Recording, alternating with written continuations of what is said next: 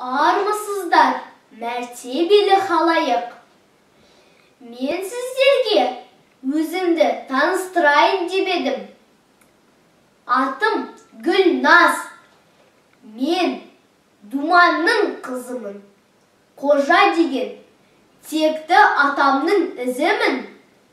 Ұлы бабам Бек қожадан тараған жеті атамның атап берем тізімін. Менің атам бидей болған бала би. Арғы атамыз Құран ашқан қала би.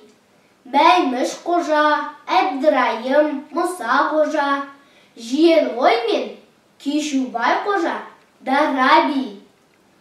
Қаза қылмай намазын аталарым, берген елге дуалы баталарым. Осындай текті әулеттің ұрпағымын, аталар қасиетінен от аламын. Өзімді әлі көрсетем, өтем рас.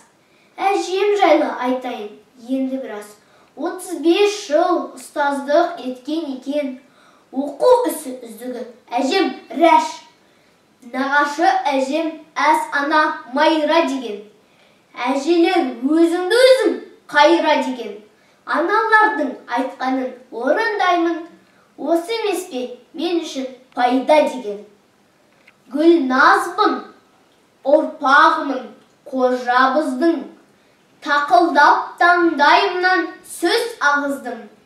Сіздерге жеті атамды таныстырдым. Осымен бітті өлеңі қожа қыздың.